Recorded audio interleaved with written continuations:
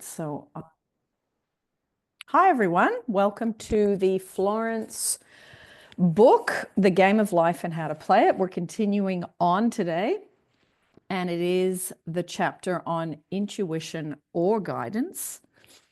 So we're going to start to read, and if you would like to ask anything along the way, then please feel free to just put your hand up as we go. So, there is nothing too great of accomplishment for the man who knows the power of his word and who follows his intuitive leads. By the word, he starts in action unseen forces and can rebuild his body or remold his affairs. It is therefore of the utmost importance to choose the right words, and the student carefully selects the affirmation he wishes to catapult into the invisible. He knows that God is his supply, that there is a supply for every demand, and that his spoken word releases this supply. Ask, and ye shall receive. Man must make the first move. Draw nigh to God, and he will draw nigh to you. I have often been asked just how to make a demonstration. I reply, speak the word and then do not do anything until you get a definite lead. Demand the lead, saying, Infinite Spirit, reveal to me the way. Let me know if there is anything for me to do. The answer will come through intuition or a hunch, a chance remark from someone, or a passage in a book, etc., etc. The answers are sometimes quite startling in their exactness. For example, a woman desired a large sum of money. She spoke the words, Infinite Spirit, open the way for my immediate supply. Let all that is mine by divine right now reach me in great avalanches of abundance. Then she added, give me a definite lead. Let me know if there is anything for me. The thought came quickly. Give a certain friend who had helped her spiritually $100. She told her friend, who said, wait and get another lead before giving it. So she waited, and that day met a woman who said to her, I gave someone $1 today, and it was just as much for me as it would be for you to give someone $100. This was indeed an unmistakable lead, so she knew she was right in giving the $100. It was a gift which proved a great investment, for shortly after that, a large sum of money came to her in a remarkable way. Giving opens the way for receiving. In order to create activity in finances, one should give. Tithing or giving 1/10 of one's income is an old Jewish custom and is sure to bring increase. Many of the richest men in this country have been tithers, and I have known it, and I have never known it to fail as an investment. The 10th part goes forth and returns blessed and multiplied. But the gift or tithe must be given with love and cheerfulness, for God loveth a cheerful giver. Bills should be paid cheerfully. All money should be sent forth fearlessly with a blessing. It's interesting we're reading this because I received 2 tithes this week from one person in the States and one person in Australia. And it was a total surprise, and it was exactly what Florence is talking about today. And I am a big believer in tithing. I like doing it myself. Once a month, I like to give to something or someone. And it doesn't need to be an organization or a church or, you just give to who you feel you want to give to. There's no rules and regulations, and you just do it in private between you and the other person, and it's such a wonderful thing to do. And it doesn't have to be huge amounts. I remember when I first started tithing, I would give like $5, $10 because I didn't have a lot of money, but it felt good to do it, and it makes you overcome your wanting to hang on to it. Now, this attitude of mind makes man master of money. It is his to obey, and his spoken word then opens vast reservoirs of wealth. Man himself limits his supply by his limited vision. Sometimes the student has a great realization of wealth, but is afraid to act. The vision and action must go hand in hand, as in the case of the man who bought the fur-lined overcoat. Yeah, that was a story we read last session. A woman came to me asking to speak the word for a position. So I demanded, Infinite Spirit, open the way for this woman's right position. Never ask for just a position. Ask for the right position, the place already planned in divine mind, as it is the only one that will give satisfaction. I then gave thanks that she had already received, and that it would manifest quickly. Very soon she had 3 positions offered her, 2 in New York and 1 in Palm Beach, and she did not know which one to choose. I asked for a definite lead. The time was almost up and it was still undecided when one day she telephoned and said, when I woke up this morning, I could smell Palm Beach. She had been there before and knew its balmy fragrance. I replied, well, if you can smell Palm Beach from here, it is certainly your lead. She accepted the position and it proved a great success. Often one's lead comes at an unexpected time. One day, I was walking down the street when I suddenly felt a strong urge to go in a certain bakery, a block or 2 away. The reasoning mind resisted, arguing, there's nothing there that you want. However, I had learned not to reason, so I went to the bakery, looked at everything, and there was certainly nothing there that I wanted. But coming out, I encountered a woman I had thought of often, and who was in great need of the help which I could give her. So often one goes for one thing and finds another. Intuition is a spiritual faculty and does not explain but simply points the way. A person often receives a lead during a treatment. The idea that comes may seem quite irrelevant, but some of God's leads are mysterious. In the class one day, I was treating that each individual would receive a definite lead. A woman came to me afterwards and said, while you were treating, I got the hunch to take my furniture out of storage and to get an apartment. The woman had come to be treated for health. I told her I knew in getting a home of her own, her health would improve. And I added, I believe your trouble, which is congestion, has come from having things stored away. Congestion of things causes congestion in the body. You have violated the law of use, and your body is paying the penalty. So I gave thanks that divine order was established in her mind, body, and affairs. People little dream of how their affairs react on the body. There is a mental correspondence for every disease. A person might receive instantaneous healing through the realization of his body being a perfect idea in divine mind, and therefore whole and perfect. And if he continues his destructive thinking, hoarding, hating, fearing, condemning, the disease will return.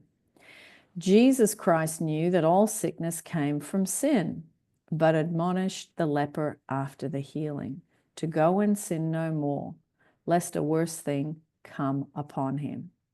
So man's soul or subconscious mind must be washed whiter than snow for permanent healing, and the metaphysician is always delving deep for the correspondence. Jesus Christ said, condemn not, lest ye also be condemned.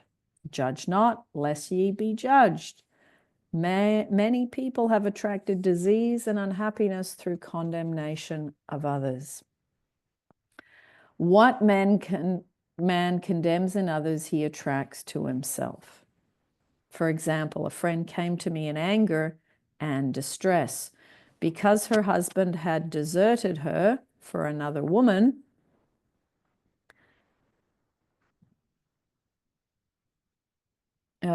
One second.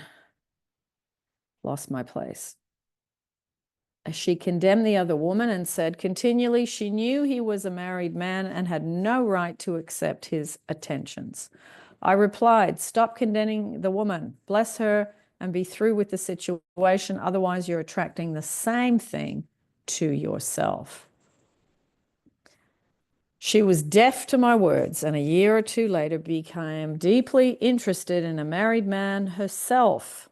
Man picks up a live wire whenever he criticizes or condemns and may expect a shock. Indecision is a stumbling block in many a pathway. In order to overcome it, make the statement repeatedly. I am always under direct inspiration. I make right decisions quickly. These words impress the subconscious, and soon one finds himself awake and alert, making his right moves without hesitation. I have found it destructive to look to the psychic plane for guidance, and it is the plane of many minds, not the one mind.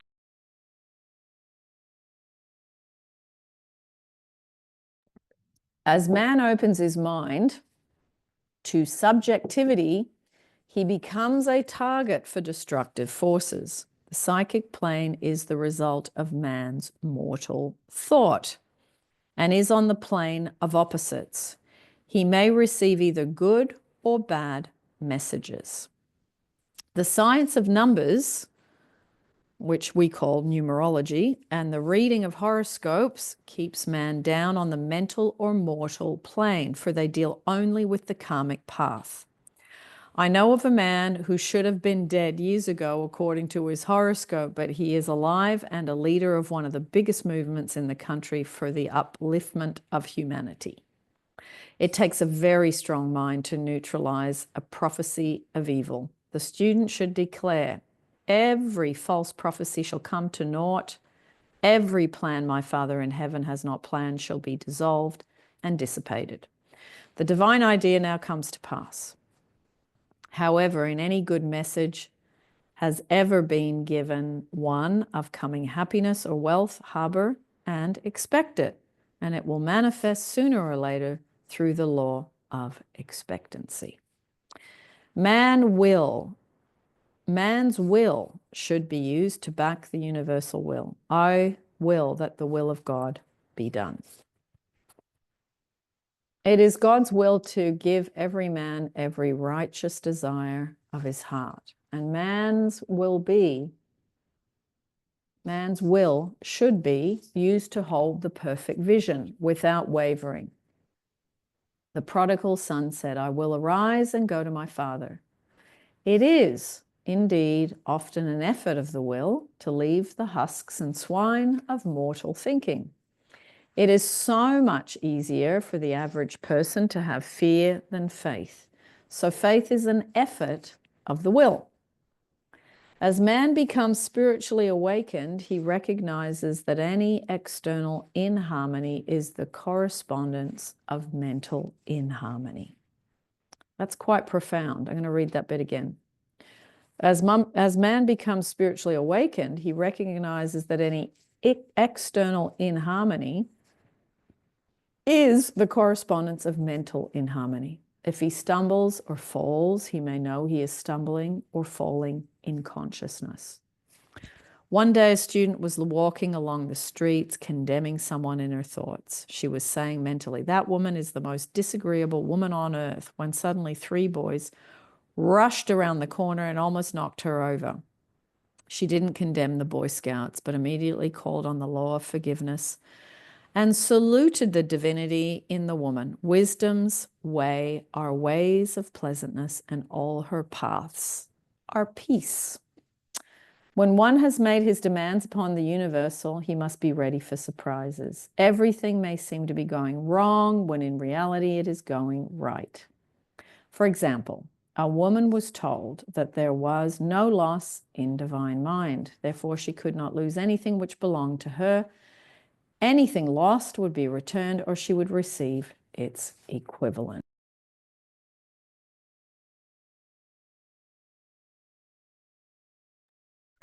Several years previously, she had lost $2,000. She had loaned the money to a relative during her lifetime, but the relative had died, leaving no mention of it in her will.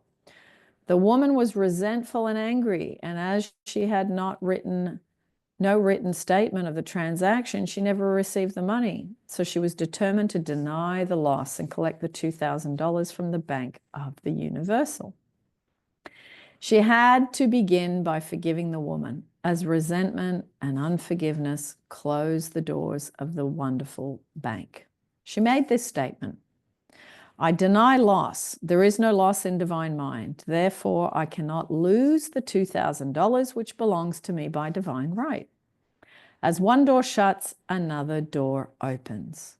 She was living in an apartment house which was for sale, and in the lease was a clause stating that if the house was sold, the tenants would be required to move out within 90 days.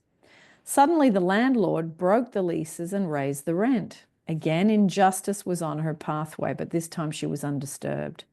She blessed the landlord and said, as the rent has been raised, it means that I'll be that much richer, for God is my supply. New leases were made out for the advance rent, but by some divine mistake, the 90 days clause had been forgotten. Soon after, the landlord had an opportunity to sell the house. On account of the mistake in the new leases, the tenant held possession for another year. The agent offered each tenant $200 if they would vacate. Several families moved, 3 remained, including the woman. A month or 2 passed and the agent again reappeared. This time he said to the woman, will you break your lease for the sum of $1,500? It flashed upon her, here comes the $2,000. She remembered having said to friends in the house, we will all act together if anything more is said about leaving. So her lead was to consult her friends. These friends said, well, if they've offered you $1,500, they will certainly give you $2,000. So she received a check for $2,000 for giving up the apartment.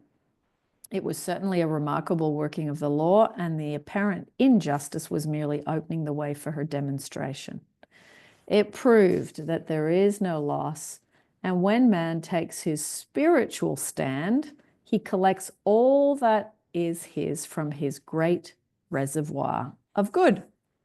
I will restore to you the years the locusts have eaten. The locusts are the doubts, fears, resentments, and regrets of mortal thinking.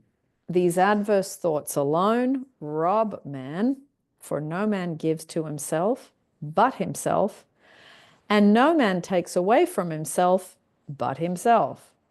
Man is here to prove God and to bear witness to the truth, and he can only prove God by bringing plenty out of lack and justice out of injustice. Prove me now here within, saith the Lord of hosts, if I will not open you the windows of heaven and pour out a blessing, that there shall not be room enough to receive it. Love that chapter. Intuition and guidance, and that was about money. So if you're struggling about money, go back and read that chapter or re-listen to this recording because it's excellent.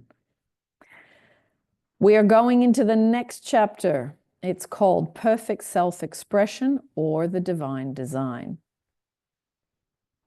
No wind can drive my bark astray, nor change the tide of destiny. There is for each man perfect self-expression. There is a place which he is to fill and no one else can fill. Something which he is to do, which no one else can do. It is his destiny. This achievement is held a perfect idea in divine mind, awaiting man's recognition. As the imaging faculty is the creative faculty, it is necessary for man to see the idea before it can manifest. So man's highest demand is for the divine design of his life. He may not have the faintest conception of what it is, for there is possibly some marvelous talent hidden deep within him. His demand should be, infinite spirit, open the way for the divine design of my life to manifest. Let the genius within me now be released. Let me see clearly the perfect plan. The perfect plan includes health, wealth, love, and perfect self-expression. This is the square of life which brings perfect happiness. When one has made this demand, he may find great changes taking place in his life, for nearly every man has wandered far from the divine design.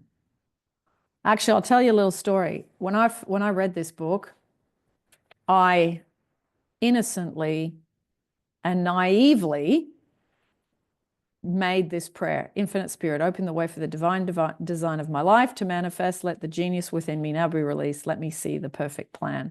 Perfect health, perfect wealth, perfect love, perfect self-expression.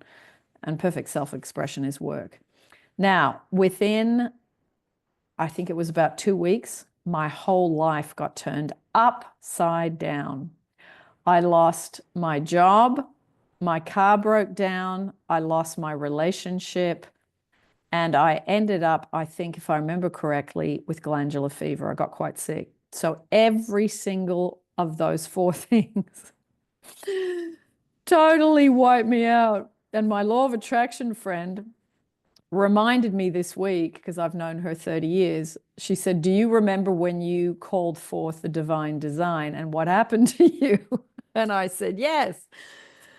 And she said, there is no way in hell I'm ever doing that, because she was so freaked out by what happened to me. And then what happened was, obviously, I got a better job. The better car came in. I ended up with better colleagues, and my health eventually corrected itself as well. So it's a real thing that you can pray for the divine design, and everything you're plugged into isn't for your highest good. So it's like I evoked everything to be stripped away so that the better things could come in. But yeah, I mean, it was very naive of me to think that it was all going to fall into place nicely.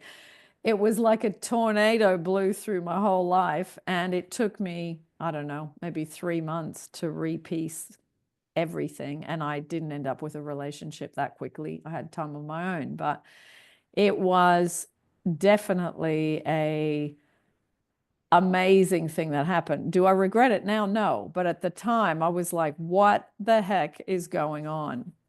So you got to be prepared if you evoke such prayers and you make such requests, Infinite Spirit, open the way for, that your word is your wand, and things are heard, and sometimes lightning strikes, and it is a, let's say, a little bit uncomfortable and unpleasant experience in the short term. So I'm putting that in as a little side note because it was challenging.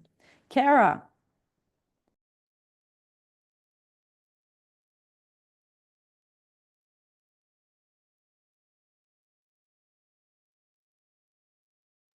I can't hear you, my love. Can you hear me?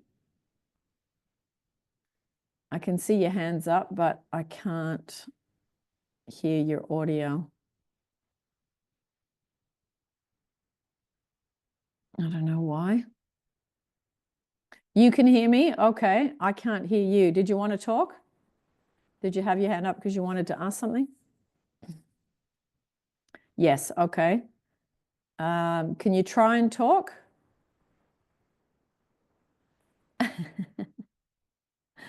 You can always type it in the chat or just unmute. Well, you are unmuted. I don't know why I can't. Maybe turn your volume up, Kara. It might be down low because of the last class that we did together.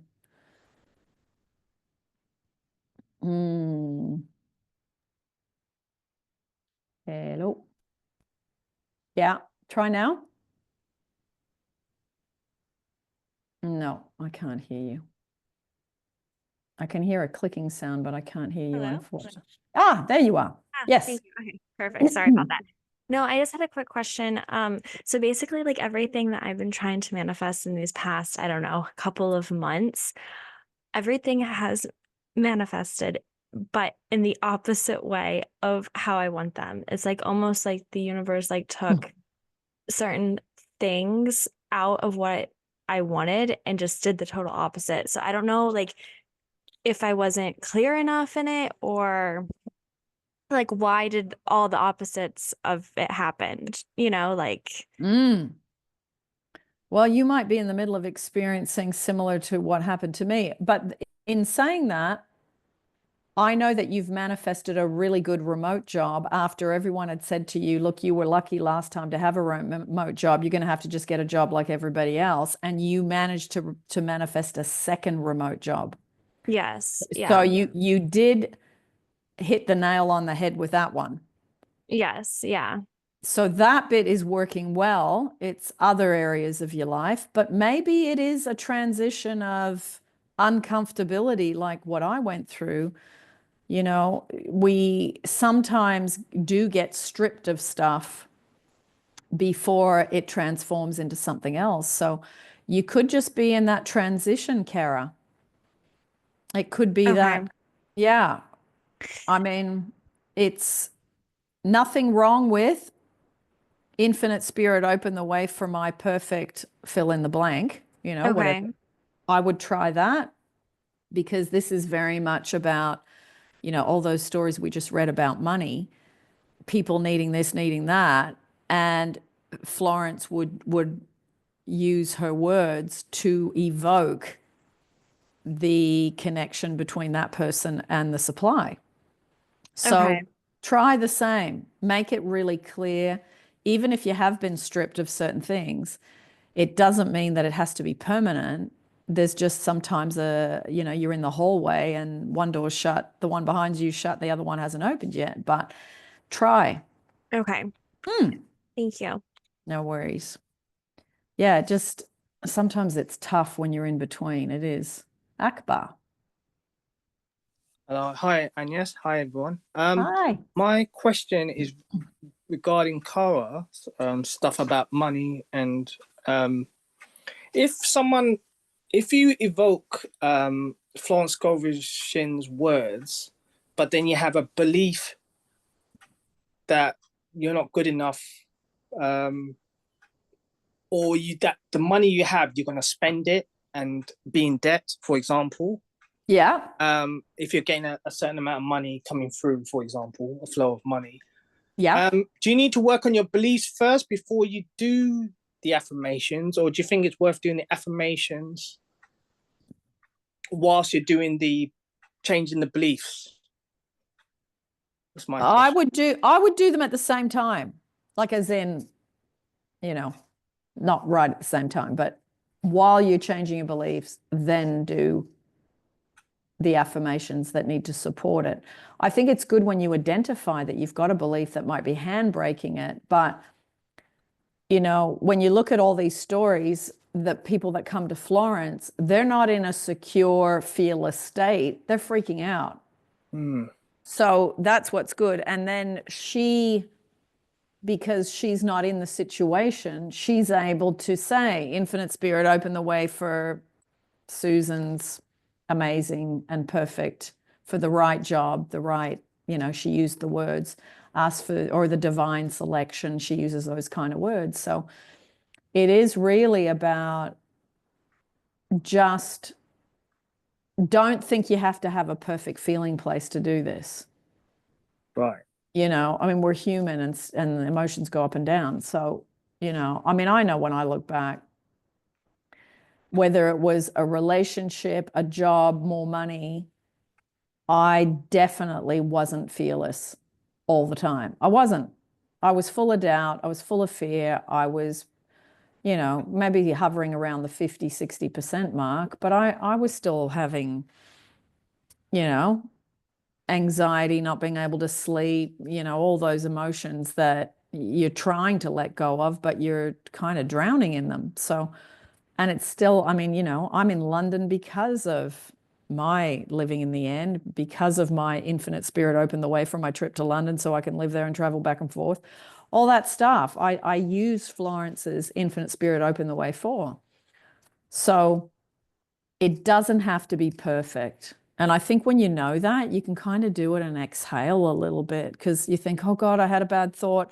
I'm not going to get it now. I've got to get better. And you're trying to beat the thought out of your head and trying to aim for perfection. But you know what? It doesn't have to be perfect. It just needs to be better than being negative all the time. And, you know, all of you in here have been doing law of attraction, Neville, Florence, for quite some time. And you just go, you know what? I'm better at it than I was a year ago, 2 years ago, 3 years ago. I'm better at it. I understand it better and I can apply it better. Do I do it perfectly? No. But I'm having a go at it. And look at, you know, like Kara as an example. Okay, I may not have this desire or this desire, but you know what? I manifested my amazing remote job when everybody was against me. Because I remember Kara and I saying, you know, maybe, you know, it was like everybody around was saying, oh, there's not many remote jobs because everybody wants remote jobs. And it's like, well, all you need is one. And she kept her focus on, no, I have to have a remote job. I can't work. I just can't stand it. And she really cracked the nut by focusing on, no, there's got to be one remote job for me. I remember, yes, Kara, I remember. And you and I I'm had looking for a remote job myself. I've yeah. been having trouble getting it. Yeah. Well, Kara's done it twice and she Yeah. didn't believe it the second time, but we kept talking about it, her and I. And it was like, it doesn't matter what people try and drag you back into their consciousness because that's their belief. There's not enough Yeah. remote jobs. There's Yeah. not enough remote jobs. So, Kara, do you want to share a little bit about it with Akbar? Because I think your experience there that you've done it twice was quite profoundly good in what you did mentally and emotionally to get yourself there. Yeah, Yeah, that'd be great. Thank you. sure. Yeah. I was just pretty clear on what I wanted, and I was pretty strict with myself. I made it a non-negotiable for me. It's what I wanted. I wasn't going to settle for less. You know, obviously not in terms of like finances. You got to take care of yourself. You know, if you need to take something in the meantime, yes. But just be really clear on like what you want and narrow focused and just make it a non-negotiable, and it will show up. Like it's inevitable. It kind of just has to. It's since it's so like focused. Yeah. And Did you Akbar, give yourself a time? Sorry, Agnes. no, I was going to say, Akbar, Kara is in New York, which is just as bad as London. So I Yeah, just it's wanted true. you to know that she's not living in some outback village where the rent's $50 a week. She's living in a top city where it costs money and you got to Yeah. make decisions quick. If you haven't got any money, you got to get out. Yeah, So, definitely. I gave myself maybe about a 4 to 5 month window of just, you know, narrow focused. But I did take something in the meantime. I found kind of more of like a temporary role, and I just kind of, you know, I took that in the meantime and just used that money and saved. But I remember crying to Agnes, like, I just gotta quit this temporary job. This is not for me. But it was something I needed to do at that time. But again, I just stayed super focused, and, you know, every day I would just think about it and come back and think about it. Like it was almost like my mind was on a loop. yeah. And then I had an interview, and it actually kind of happened in a weird way because in the role in the title, it said like hybrid. It wasn't, you know, remote. It was a hybrid. I was like, you know what? I'm just going to take it, but I'm still, you know, narrow focused on remote. Well, it turns out they just said that to weed out people. And the thing is, the job is fully remote. So Wow. Yeah. it kind of, it just happened in a weird, the universe works in a mysterious way. Kara, can I ask you, because I know you loved your remote job number one, and then that kind of fell apart. When you look back now, is job number two better than job number one? You know, to be honest, yes, it is in terms of things. Like I like the role better. I like the job. Like I like my work I do better. I do feel like I liked the culture better at my last role. So I guess my new manifestation is to tie the two together and get, you know, a better cultural type of job that aligns with my vision, but have like the work that I do in this job. So that's my next manifestation. It's like stepping stones. You're fine tuning the focus each time. But I That's like really the work I do so much better. I actually enjoy what I do. good. Good. And is the pay better than the last job? It's about the same. So that stayed the Okay. same. That's Yeah. good. And is it around the same amount of hours? Yep, same hours. Yeah. Fantastic. Actually, no, actually at this one they give me overtime. Oh, So oh, that's good. even Yeah. more so. Yeah. And are you working a second job like you used to as well? I am currently still. A little bit. My next manifestation is to get rid of the second job and have Yeah. fully remote, Yeah. better salary, Yeah. better culture. So Yeah. Good one. yeah. Akbar, Thank you, go Cara. ahead, Akbar. Sorry, I kind of cut you off. No. Yeah, that's what I've been trying to do, remote work, but also I also want to find another career, but I just don't know how to go about it. I've been writing what I do like and what I don't like, but it's like reading it and then nothing's coming through Yeah. internally for me, like an idea or some sort of inspiration to go, right, that probably is a good path to go to. I'm kind of stuck at the moment and I just don't know which Akbar, way to go. email me whenever you want. I will give you my dream job, meaningful work, paid course for free, and you can go through that. Okay, great. Thank you. Because a lot of that is about tossing up new ideas, looking at, okay, do I want to have the employee hat on? Do I want to have an employer hat on? Do I want to start my own business? What would I prefer if I could do what I wanted? And it makes you think about lots of different things. So just email me and say, hey, you said I could have the course, and I'll send it to you. Okay, great. Thank you. Okay. Thanks a lot. Thanks, Cara. Thank you. Sarit, go ahead. Hi, I wanted to continue the Akbar's question and the Kara. I also, before I knew about the law of attraction, I also manifested the job. I knew from the beginning that, like Kara said, I deserve better. That everybody keep telling me, no, they won't hire you because it's a different city. They won't want to pay you. And I was neutral. I knew that they are wrong, and I knew my value. And then I applied to a friend to a work, to a position, lab research, assistant research.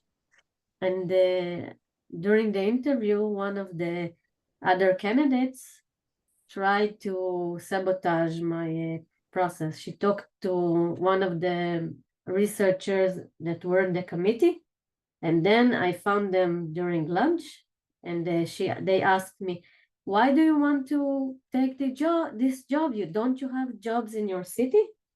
And I ignored it completely. Then afterwards I received an email that says that you've been rejected.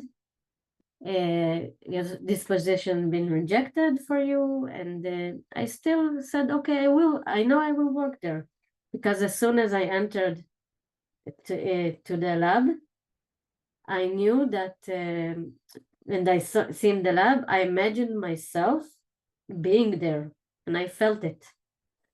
And I said, I know that I will work there, no matter what the circumstances that I see. I continue with my life. Months afterwards, I receive email that says, do you still want the position? I told him yes, and I worked there. So I wanted to share. Beautiful. And you sent me pictures of where you work. It looks Yes. amazing. All the greenery and the trees outside. I mean, when you said lab, I was thinking white coats, white walls, everything clinical. Your surroundings, it's like you're working in a sanctuary. It's beautiful. Thank you. It's an agriculture center. Yeah, it's absolutely. I mean, just having your lunch there, it'd be so just peaceful and lots of nature around. It's absolutely brilliant, Sarit. So well done. Well done, Sarit and Kara. It's Thank you. so good to hear these stories. It really is. And I think it's really helpful.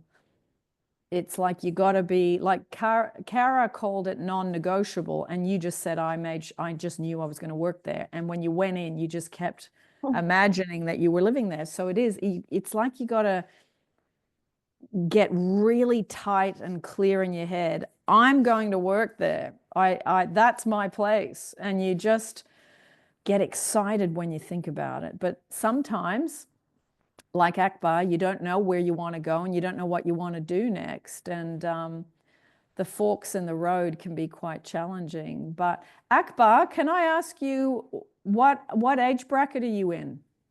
I'm in my 40s. Okay. But I'm closer to the other spectrum, if you know what I mean. Yeah. Well, you know what?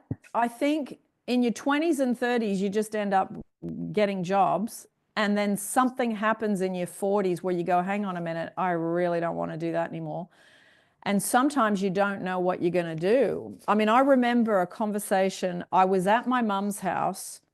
I had injured my lower back and I was working in Westfield shopping centers like the ones we have here in London. Yeah. And I was going up and down ladders, doing displays for homeware stores, moving furniture. And I was in my 30s, then I was in my early 40s, then I was getting later in my 40s. And I thought, this was fine in my 30s. I can't do this now. This is exhausting. Like, it would take me the whole weekend to get over the work, the physical work. And I ended up in my trying to find another job. I was getting really aggravated because I couldn't find anything quick enough. And in my aggravation, I hurt my back at work. So luckily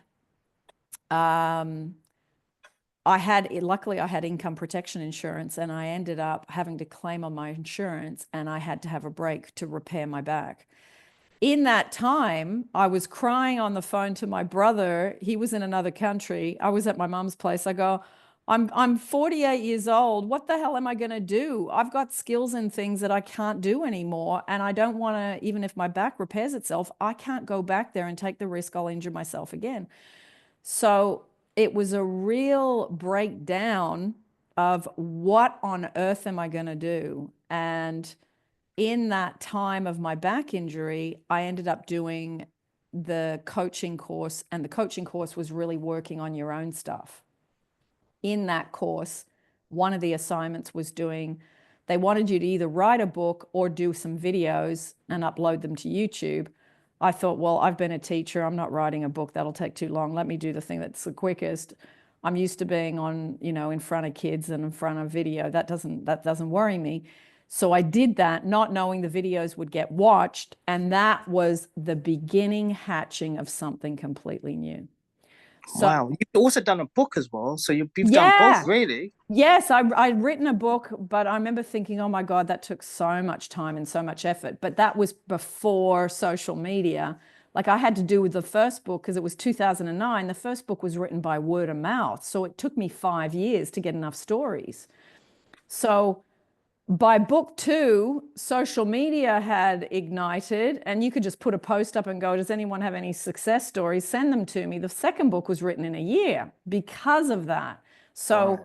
And then book 3 took, less than a year. So it was like all of a sudden, but I had this thing in my head, like Kara said, my non-negotiable, using her words, I'm shutting that door and I cannot go back to that job. I loved that job. It was creative. It was well paid. I was in different locations. I was working with different people in different retail homeware stores. So I was never bored. But I remember thinking, this is starting to hurt me physically. It's hurting me. And I need to get out of here. I just knew I had to get out of there. But I didn't know I thought, I don't have any skills in anything else. I've been doing this for like 12, 15 years. And first I was just shop girl. And then from shop girl, I went into merchandising. And then from merchandising, I became a full-time merchandiser. But I didn't look ahead and go, you're going to get older and this is going to hurt. I didn't know that. So it was like I had my back up against the wall thinking, how am I going to transfer any of my skills into something that's useful? And secondly, I got no idea about being on a computer. I've worked manually. I've worked with children and manually with my hands. I don't know about being on a computer. I don't know what to do with that. Because in those days, it was still the Band-Aid colored computers. And it was really only people that had started off on computers that were far enough ahead that they knew what they were doing. But someone like me I couldn't even send an email in those days. I didn't even know anything about online. So it was like, now we look back and we can see the transition that, people were going into I mean, work from home didn't really exist then, but it was starting for people that had their own businesses. The work from home thing was still, you know, well, that you don't really have a real job. You're just sort of screwing around at home doing God knows what, and you might be earning a bit of money. So it was like, you look back now and you can see the trajectory. But yeah, it's when you hit 40, all of a sudden you go, what am I going to do from now until, you know, whenever I don't need to work anymore? And it's a big question. It's a big question. I've been pondering it for ages. Yes, yeah. I pondered it for about 4 years, so I get it. I get it. And, you know, while I think of it, if you go to Google, put in CAPS, CAPS and COPS. Right. CAPS tests and COPS tests. They're called career aptitude tests. But if you just put CAPS and COPS, I did one of those tests when I was 17 at school, and you basically run through all these different, they put you through mathematical tests, creative tests, writing, and then from all your scores, you see how high you rate on different things, and then they tell you what industries you'd be good in because of how you've answered all these questions. Oh, okay. That sounds good. Now, if you can't find those tests, again, when you email me, just say, you mentioned these tests, I can't find them, because I know I did a video on YouTube about this, and I put the links in the YouTube. So just have a quick look. If you can't find it, say, hey, can you source this for me? And I'll send you the link. Sure. Okay. Yeah. Thank you. But that will be a good starting point when you don't know what to start with. Right. Yeah. Okay. Great. Okay? Thank you. Thanks a lot. Cool. Thank you, everyone. Oh, very exciting. Now, so we're talking about the divine design, the perfect square of life, which brings perfect happiness. When one has made this demand, he may find great changes taking place in his life, which is what I described. For nearly every man has wandered far from the divine design. I know in one woman's case, it was as though a cyclone had struck her affairs. And that's exactly what happened to me. But readjustments came quickly, and new and wonderful conditions took place of the old ones. Perfect self-expression will never be labor, but of such absorbing interest that it will seem almost like play. The student knows also, as man comes into the world, financed by God, the supply needed for his perfect self-expression will be at hand. Many a genius has struggled for years with the problem of supply, and when he's spoken the word and faith would have released it quickly, the necessary funds. For example, after the class one day, a man came to me and handed me 1 cent. He said, I have just 7 cents in the world, and I'm going to give you one, for I have faith in the power of your spoken word. I want you to speak the word for my perfect self-expression and prosperity. I spoke the word and did not see him again until a year later. He came in one day, successful and happy, with a roll of yellow bills in his pocket. And he said, immediately after you spoke the word, I had a position offered to me in a distant city, and I am now demonstrating health, happiness, and supply. A woman's perfect self-expression may be in becoming a perfect wife, a perfect mother, a perfect homemaker, and not necessarily in having a public career. Demand definite leads, and the way will be made easy and successful. One should not visualize or force a mental picture. When he demands the divine design to come into his consciousness, he will receive flashes of inspiration and begin to see himself making some great accomplishment. This is the picture or idea he must hold without wavering.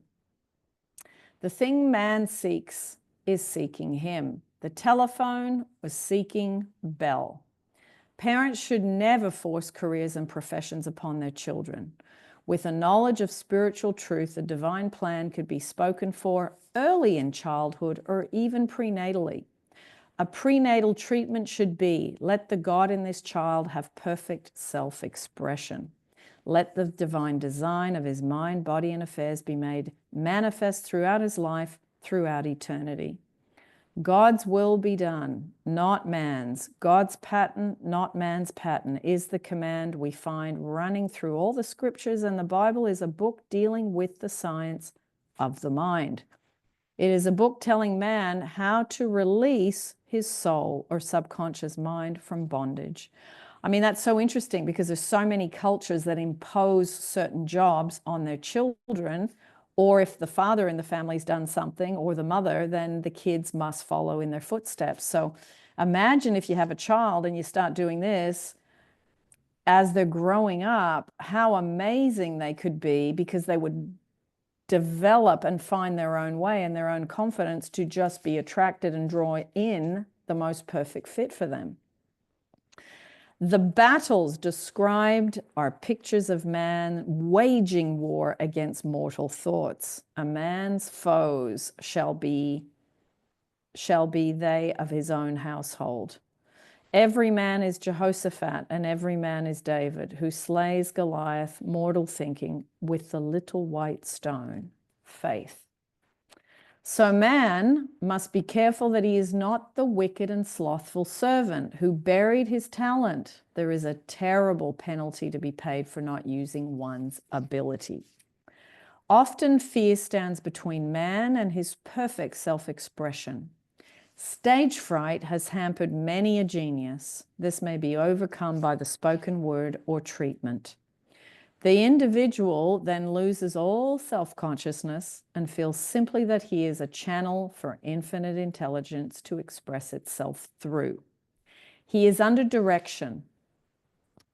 He is under direct inspiration, fearless and confident, for he feels that it is the Father within him who does the work.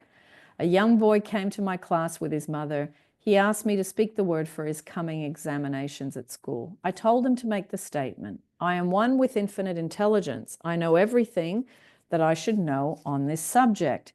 He had an excellent knowledge of history, but he was not sure of his arithmetic. I saw him afterwards and he said, I spoke the word for my arithmetic and passed with the highest honors, but thought I could depend on myself for history, and I got a very poor mark. Man often receives a setback when he's too sure of himself, which means he is trusting to his personality and not the Father within. Another one of my students gave me an example of this. She took an extended trip abroad one summer, visiting many countries where she was ignorant of the languages. She was calling for guidance and protection every minute, and her affairs went smoothly and miraculously.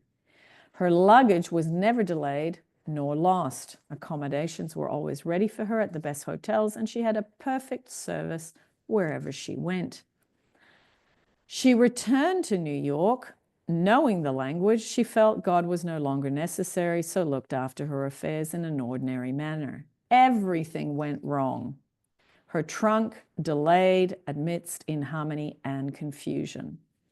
The student must form the habit of practicing the presence of God every minute in all thy ways. Acknowledge him. Nothing is too small or too great. Sometimes, I got to go upstairs and plug in. Sometimes an insignificant incident may be the turning point in a man's life. Robert Fulton, watching some boiling water simmering in a tea kettle, saw a steamboat. I have seen a student often keep back his demonstration through resistance or pointing the way. He pins his faith to one channel only. One sec, I've just got to put the light on.